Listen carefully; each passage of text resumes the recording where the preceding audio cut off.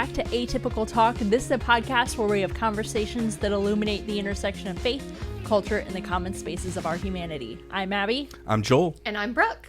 And before we jump into our first topic, I wanted to ask, as a kid, what was your biggest fear?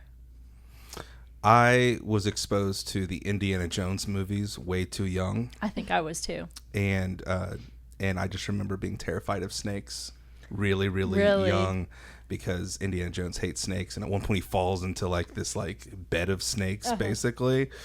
And so I was always really terrified of snakes. I thought you were going to say when all their faces melt at the end of the movie. Yeah, that's what I was terrified of. That was pretty jacked up too. But I had a harder time running into that in real life. Yeah, but like fair. I remember like not wanting to mow the yard because I saw what I thought was a snake once, and I'm like, I don't want to go back out there walking around to get bit by a snake, and because of that, so I was terrified of snakes. I'm sure it had nothing to do with getting kids Bible stories with the serpent and stuff like that too. I'm sure that played into it actually. But yeah. What about you, Brooke? I was thinking about this for a long time earlier, and I don't really remember having like a huge fear other than losing my mom at the grocery store. Oh, getting lost. Like I used to be scared of that kind of, which is, my mom never ventured farther than arm's length from me. So I don't know why that was a fear I had. Or maybe that's why I had that fear. But yeah, I can't really think. Maybe I was just a fearless little daredevil gal. I don't know. You were never afraid of the dark? I actually am still. Oh. Bury the lead. I think a lot of like fears that maybe would have been considered childhood fears, I don't remember being scared of them when I was a kid, but now I am, like the dark. Or, as you guys know, my fear of falling and ice skating and somebody skating over my fingers and getting my fingers sliced off. Yeah, so, that's really common. It's almost like us being afraid of... I'm pretty terrified of quicksand from things I watched growing up. I thought it'd be a much bigger deal in my adult life falling into quicksand. Something you'd often have to watch out for.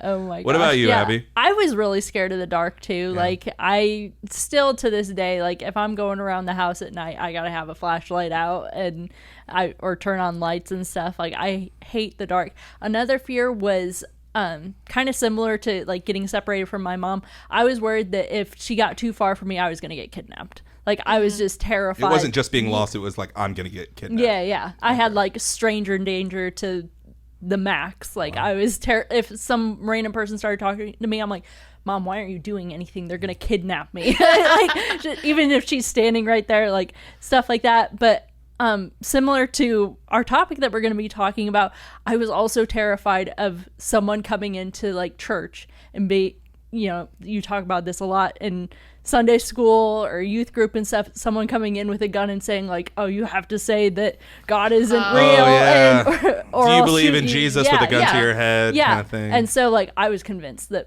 that's just going to happen someday, you know? I'm going to either stand up for God or get shot. That was the thinking. That was a huge talk fear. About our generation that's just been traumatized by gun violence and by mass shootings. That was like such a huge part of our fears. Yeah, I remember having that same thing, you know, because I was pretty young when Columbine happened, and there was that whole like, will you say that you believe in Jesus if your life was on the line? Oh man. Yeah.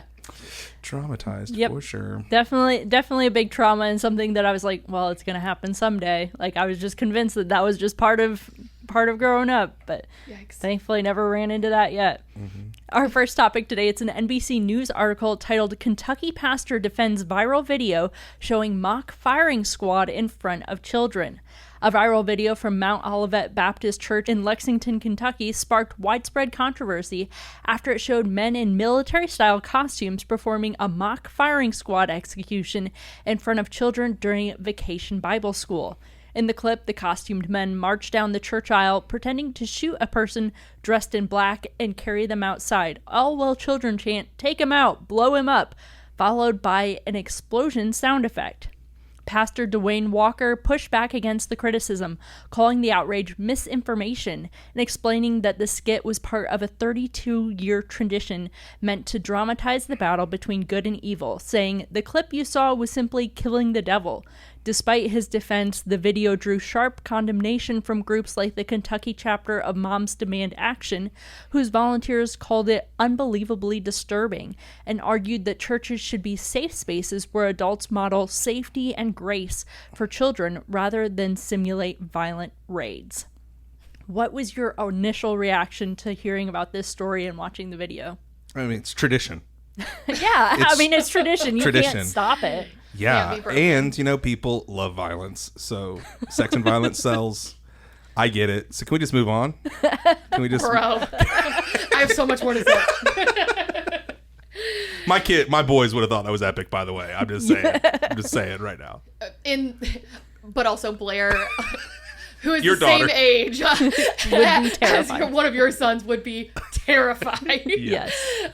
Yeah. I'm sure that the church's intent wasn't to traumatize kids. That's kids. True. You can think that. Yeah. I'm sure that their intent was not to make the kids think that they had to quite literally shoot Satan. Blow him up. Take him out.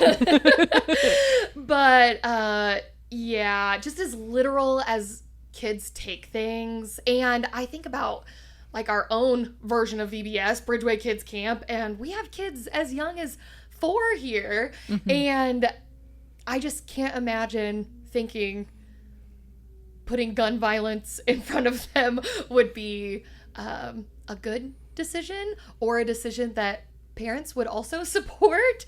It was the devil they were killing, bro. I get it. Still not my favorite. No. Still not my favorite. Yeah. Unbelievable. Why do you think some churches feel the need to go over the top to get a point across like this? I think that churches are trying to... We all try to capture attention, and we try to do something that's going to stop people in their tracks. And so the impulse to make sure that everybody's watching and do something to where everybody can watch so you can tell them something that you find to be important. Yeah. I get. But I think not thinking through, a traumatized generation of kids and then their parents who have also been traumatized by gun violence and mass shootings in the schools is just a real bonehead move. And I really am, it's sad that the church leadership is doubling down on it instead of being like, oh, yeah, we missed the mark on this one. We did not think through this. That's one of my takeaways from it. But ultimately, even beyond that, I think theologically, just teaching what that even communicates to our kids is not just maybe psychologically harmful. I think it's just wrong. I think that if we teach our kids that what God does is snipe out and blow up the devil through violence, we're actually unintentionally, I think we're portraying a false version of who God is and a false version of who Jesus is and how Jesus actually defeats death, evil, Satan, sin, all those different kind of things. You look at the Gospels, you see how the initial defeat of evil, sin, death, the Satan is actually through Jesus' sacrificial death. He defeats death by entering into death, not by killing somebody, right? It's actually at the cross that looks like defeat where it's actually victory. In Revelation 5, and you get to the very end of the New Testament, you see that you see the Lion of the tribe of Judah, and you turn and you see the lion is actually a slaughtered lamb. And you've seen that victory actually comes through sacrificial love and through Jesus laying himself down. Later in Revelation, you see that Jesus defeats Satan by exposing his lies, by being faithful and true. All throughout the Bible, you see these images of Satan being the liar, the deceiver. And then in Revelation 19, you see that Jesus is the one who is faithful and true. So he exposes lies, not shooting the liar or killing the liar, but exposing the lies. Even beyond that, we see that Jesus defeats Satan in Revelation through faithful witness of his people who are enduring persecution, refusing to bow down to idols, remaining faithful even if they die for their beliefs. We see victory comes through a faithful witness in this. And then ultimately Jesus defeats Satan at the very end of the picture. We see Jesus riding on a white horse, and we see that Jesus defeats Satan through the sword coming out of his mouth, which represents not a weapon, but the word of God, the sword of the Spirit, if you will. So again, defeating him not through violence, but through truth, by sacrificial love, by who he actually is. And so all the way throughout the scriptures, you don't see a version of God who fights fire with fire. You see this version of God who fights fire with mercy and love and this upside down kind of justice to put things back together, not just to punish. And so beyond the ridiculous traumatizing that something like this can do, I think we're teaching our kids the wrong thing about who our God is and how this is a God who chooses nonviolence so much that he goes and dies for the people that are inflicting violence on him. And that's the kind of version of God that I want our kids to understand and see, that this God is different. This is a different kind of king. This is a different kind of power. It's sacrificial love. That's the thing that really changes the world. So to step off my little soapbox for a moment, Jesus doesn't shoot Satan, blow him up, take him out kind of thing. Jesus defeats Satan by sacrificial love and by mercy and forgiveness and by truth. And that's what we should be telling our kids instead of get Satan in your sniper scope. Yep. Yeah, a little bit better of a story, I think. Yeah. Yep. I agree. So our next topic, it's a KTVU article titled Southwest Airlines Captain Makes Heartwarming Final Flight to Oakland with His Daughter as the co-pilot. Southwest Airlines Captain Jim Curtis recently completed his final flight before mandatory retirement at age 65, capping a remarkable 43-year career that included 21 years in the Air Force and 22 years with Southwest, during which he logged over 18,000 flight hours and served as assistant chief pilot in Oakland.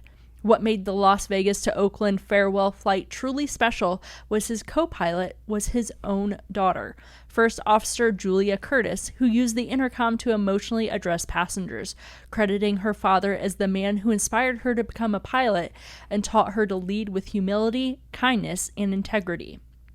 Julia, a UC Berkeley graduate and former Cal women's soccer player, joined Southwest through its Destination 225-degree career pathway program and became the airline's 200,000th employee, a milestone that holds extra meaning given her father's long tenure with the company.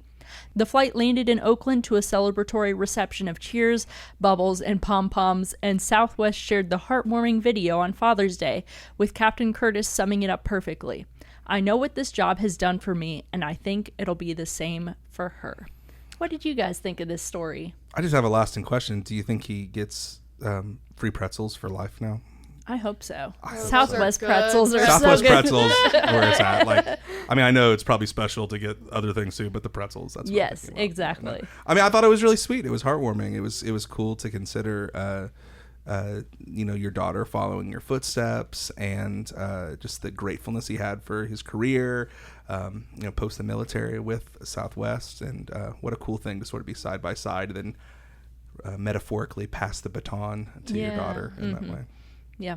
I thought it was sweet. Gave me the warm fuzzies inside. Yeah. I didn't realize that there was mandatory retirement for pilots. It makes sense. Like, we should probably do that with a driver's license too. Is all I'm going to say. A little soapbox. Yeah. But no, I thought it was just really sweet. I saw the video when it was initially posted by Southwest, and I was like, oh, we got to talk about this. This is really sweet. And like, it was kind of heartwarming because in the video she goes through and talks about, how great he is, all this stuff. And she goes, towards the end of her speech, she says, and by the way, this is my dad. Yeah. And because she talks about, he trained me to be a pilot and all this stuff. And then she's like, he also taught me how to ride a bike. And it's a sweet little speech. And I think you should go watch it. It'll be linked in the show notes. It got me a little watery eyed. Yes. To be honest, all of these pilot, I don't know, maybe it's my algorithm now since I've seen this video.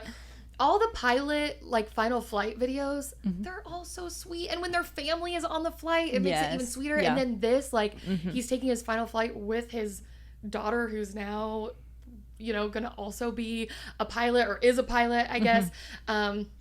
It's just so sweet. Yeah. So did you ever consider following in your dad's footsteps when it came to choosing a career? There are a lot of things that my dad is that I hope to be when it comes to the kind of person he is. Never really considered following in his footsteps. Which was what? My dad is retired from Chrysler. He worked in the casting plant. I could see you doing it. I could see it. I love the heat. I'm a rough galley. Yeah. Anybody who says I'm a rough galley, they're ready for the casting plant with Chrysler. I did go in there one time, and I could tell within the first 5 minutes that was not going to be for me. But my dad actually, growing up, he would always tell me, like, you know, Chrysler was a great career for him. It provided well for our family. We're very grateful for it. But he always said, like, I never, and this is not any shame to anybody who does, but he just always said, I never want, like, my daughter to have to work in those conditions, just because, like, I don't know, hopefully things have changed a little bit, but I know when I was younger, the few women who were working in there, sometimes there were comments made by other men to these women that were inappropriate, and also, like, it's just hot and stinky in there. And so, yeah, that wasn't really something I considered. My dad also has a body shop, so now that he's retired from Chrysler, he does that pretty much full-time, but he's always kind of done it part-time. And fun fact about me, I do know how to do a little bit of body work. I was going to say, Brooke is very knowledgeable when it comes to cars, so she could. I know where I'm going to Brooke. Next time I run into something, I'm going to take it to Brooke first. Yeah, I wouldn't just do buff that, this out. but I can buff. I can sand. Yeah, so I can do a few things. But yeah, loved growing up, getting to go out and, like, help my dad in the shop with things sometimes, and he might throw me $20 or $30 every now and then, you know, but never considered doing that as my full-time job. Yeah. How about you guys? Mine was complicated in some regard because my grandfather started a small manufacturing business, and then my dad sort of succeeded him and became the president and owner of that business. And I remember being old enough that when my grandpa retired and gave it to my dad, I remember having this thought, like, oh man, this is what I'm going to do for the rest of my life, because it's like passing it down kind of reality. And even though my dad would always say, like, oh, I don't want you to have to do this, it's really, really stressful, you don't have to do this, I remember having that kind of that pressure that was just there, and thinking about, oh, I probably should do this to keep it in the family and all that kind of stuff. And is a really sweet moment I'll never forget. My dad's been gone now for almost 12 years, but I remember he was there when I gave my very first sermon in front of adults. And he came, and he came up to me afterwards and gave me a hug, and he goes, I hope you know you should pursue this, like, with your career, like, you're really, really gifted in this, and hope you know that I'm for you if you want to keep doing this. And it was a really freeing thing for me, because I remember feeling that kind of pressure that he never really spoke, but it was just there. And sort of as he sort of helps me understand my call into this kind of work that I do as a pastor, it was just really meaningful, because I did think that I was going to have to be running a manufacturing firm, which is just so funny. I've been so bad. It would not be around now if I was doing it, because I would probably ran it into the ground by now. But that's what I thought I was going to have to do. Yeah. So my dad has always been a pastor my whole life, and I always said I would not work in a church. But somehow I ended up here. But I saw a lot of the bad aspects of what it is being a pastor. And, like, my dad always pastored really small churches, so he was always the only employee. So I feel like it was a lot more stress on him than what my job is, right now. So I love working at a church, but yeah, I always said, nope, I don't want to do that. I don't like talking in front of people. You've seen how the sausage is made. Yep. And I don't want to deal with those kinds of messes and stuff. But he's still doing it. He still enjoys it. He's at a church that he loves now. So my son, Jack, our oldest, as this last year, he started talking about careers some. And he announced to us, he goes, well, I'm going to be an NFL player, but then I'm also going to be a pastor, which is just so funny. I'm like, well, that's probably how you have a pretty big church. But it's just so funny in his head. He's like, well, I'm going to be an NFL player and a pastor is what he's thinking. Might as well. That's pretty sweet. That's pretty sweet. But in, like, all seriousness, though, like, Megan and I talk all the time that we know the pressure and the hardship of being a PK, a pastor's kid, and how many PKs we know that now want to have nothing to do with the church or with Christianity. And we're like, all the time, like, how can we hand our kids a faith that they don't feel like they need to deconstruct or walk away from? And how can we present the unique life that we've chosen in starting and helping lead a church to not want them to, like, hate the church, like, how we talk about it and how we treat it, not like a burden, but as a joy and a gift. And we're just all the time thinking, like, oh man, we just hope that our kids want to go to church when we're not, we're not dragging them to church kind of thing. Sorry, a little bit of a sidebar. It's got me in my feels thinking about our kids. Yeah. Our next topic is going to be about school. But before I jump into that, what subjects were you best at in school? Lunch. I slayed. No, I am much more of an English and history brain than I am a math science brain. I struggled through math and science. Yeah. But like literature and writing and things with history and hearing like the narratives of stuff and picking it up. I like that part of it. That was me. Yeah. Yeah, I was the same way. Math, definitely not my thing.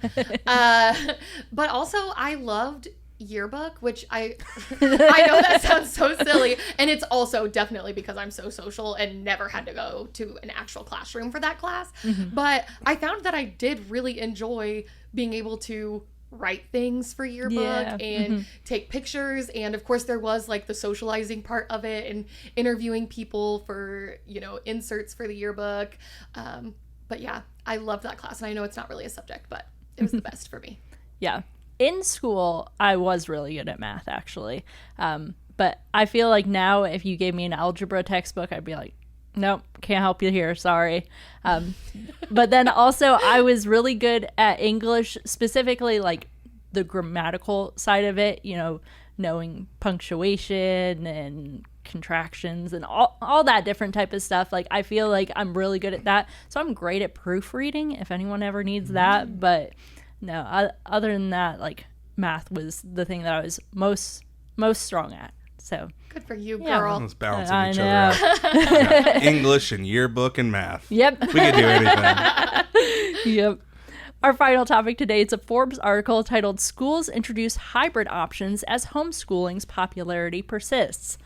6 years after the COVID-19 pandemic prompted a surge in homeschooling, data shows that homeschooling numbers remain well above pre-pandemic levels across the U.S., according to Johns Hopkins University's Homeschool Research Lab.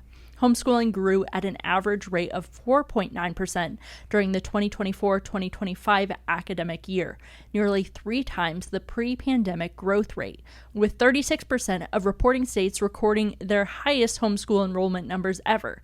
States like North Dakota, South Carolina, and Louisiana have seen particularly strong and sustained growth, with families citing reasons such as classroom size, scheduling flexibility, and the desire for more personalized learning experiences.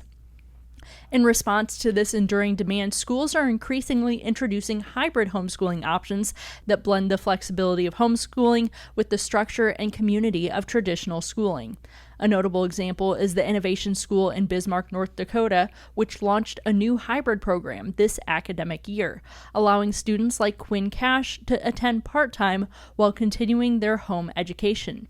Nationally, an estimated 8% of homeschooled students are already learning in hybrid environments, and educators expect this model to keep growing as families seek alternatives that prioritize individualization, curiosity, and real-world connection over standardized one-size-fits-all approaches. So what do you guys think about the rise in people choosing to homeschool right now? I think that there are several benefits to homeschooling when it comes to like the flexibility for families. I know, like, obviously it gives you a lot more time with your kids, and as I have 2 littles of my own, I think, man, the time you get with them is so short. So if you have the ability and you feel like you're able to homeschool and get the extra time with them, then in some scenarios, I think that's great. And I can see why families would see it as beneficial. Before working at the church, I worked in public education and taught for a couple of years, and I love the public school. I love public education, but also there are realities of teaching large class sizes, and there's lack of funding, so that also leads to lack of support in classrooms and a lot of pressure for teachers to teach to the test, if you will, because of a lot of state testing. And when you're a parent and you're considering all of those things and seeing some of those cons, I can understand why maybe there might be an increase in that. Not saying that it's necessarily better for all kids to be homeschooled, but I can definitely see why for some families it might be beneficial. Mm-hmm. I think, seeing the big spike after COVID is interesting just because, a lot of schools were shut down. They were shut down for prolonged periods of time. A lot of kids got behind in education. But I think something else that just COVID did sociologically to us was that it sort of dislodged institutions and the way that people look up to just institutions, and people feeling bound by institutions or lied to or cheated by institutions. And I think in some ways, public education is another one of those institutions that has lost some of its gleam and some of its glimmer because of the dislodging that the pandemic caused people. Not only that, but just I speak to parents that are millennials and Gen Z all the time, and fear is a really big driver. Fear of what's being taught, what's not being taught, the influences of all these different kinds of families that are in the school system, that they want to make sure that their kids are not influenced in a negative direction. And there's a lot of culture wars inside of this as well. Not to mention that there was a lot of talk of mandating sort of shot records and things like that, while we have a distrust increase in the health institutions in our country as well, a la COVID and the pandemic. So I think there was just so many things happening all at once. But the underlying question that I really have when people approach me about homeschooling is why?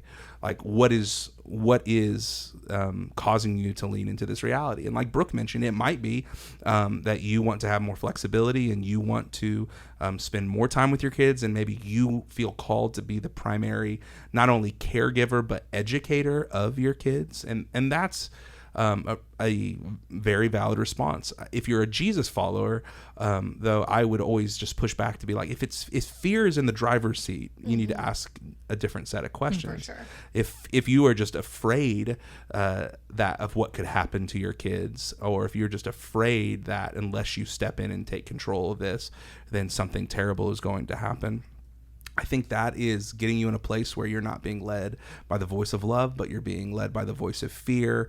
And ultimately, you are trying to control more than you can actually control. And that's a possibility as well. And especially when fear is a part of these culture war conversations of, well, I want to make sure that my kids aren't indoctrinated with evolution, or as they might say, evolution, or they might you want to make sure that they're like learning stuff about the Bible. Like, I mean, I want my kids to have a biblical worldview as well. I ultimately don't think it's school's responsibility to be the one to deliver those. It's my responsibility as a parent to be the one to deliver those kind of a thing. So my wife and I talk often that we don't want to be helicopter parents. We want to be lighthouse parents, and by that we want to like guide them and be with them as they experience things, to help them navigate and guide situations, not to just make sure they never fall down, or to make sure that we're never putting them in a place where there can be adversity. We want them to have grit, and so we want to teach them those things. And so and you know, when it comes to homeschooling conversation, my wife was homeschooled kindergarten through senior year.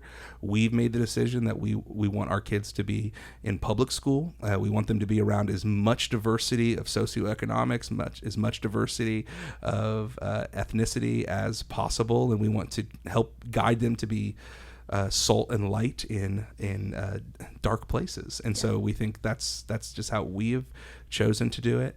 But there's just so much fear and language of culture war and misinformation that goes along with it, that I'm afraid that there's a lot of people that are making a decision like this based off of just what could go wrong, and just this fear-driven response that I think ultimately might shortchange not only a child's possible education, but also it's going to shortchange you, because you're going to be carrying a weight that your Heavenly Father has not designed you to carry, but you feel like you have to carry instead.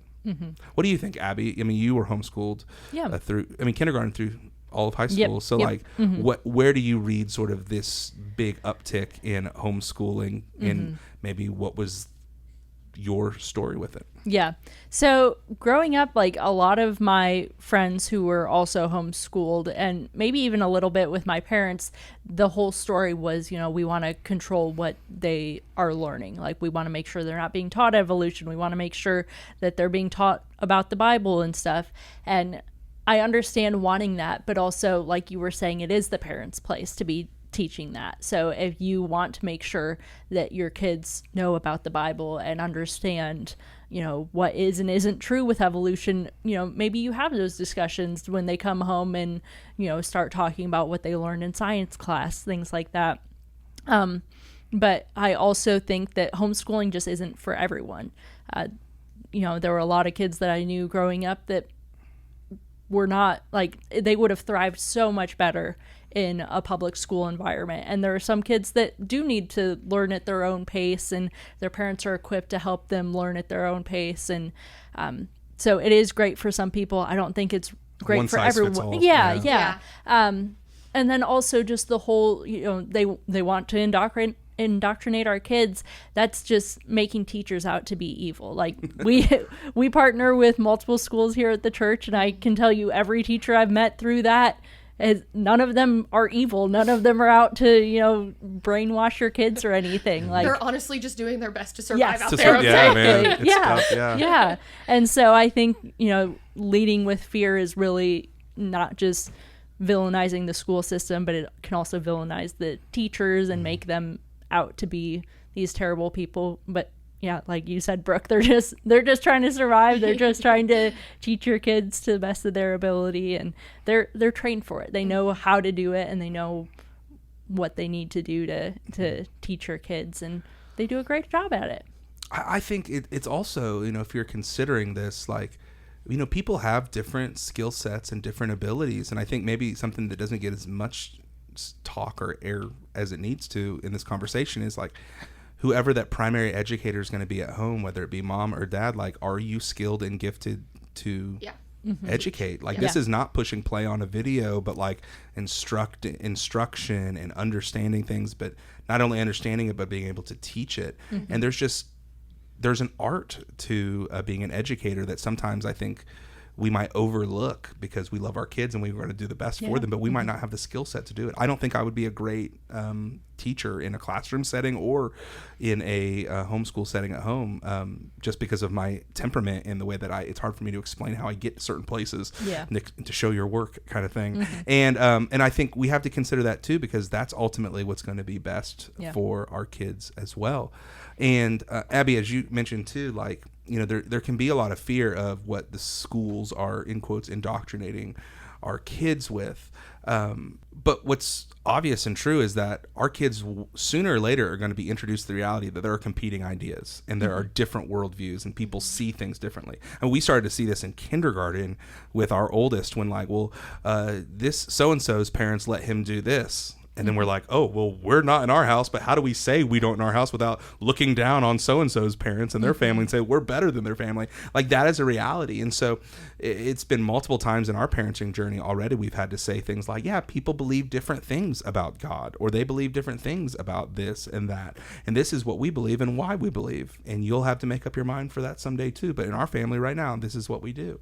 And I think we have to do that as we raise kids, and it's again not on the schoolroom, the teacher, the administration to do, but parents, we need to be in the driver's seat of those conversations instead of just being like, well, if they're there, then we don't know what they're this and that. I just don't think that's helpful, and it also just negates the reality that they're going to face in the world that we all face, that we brush shoulders with people and work alongside of people that have radically different worldviews and different beliefs every day. I want to introduce to our kids, as much as they can handle it, as soon as possible, how to walk in those situations with grace and empathy and understanding and still have their own mind and heart connected to what we think is going to help them flourish. Yeah. Well, that's it for this episode of Atypical Talk. If you have any topics you want us to talk about or questions, you can email those to atypicaltalkpod@gmail.com. You can follow us on Instagram, Facebook, and TikTok at atypicaltalkpod. And make sure to subscribe on your favorite podcast platform to get updates when new episodes go live. We hope that these conversations today have helped you think wider, love deeper, and partner with God to bring the up there down here in your everyday life. Thanks for listening. Take them out, blow them up.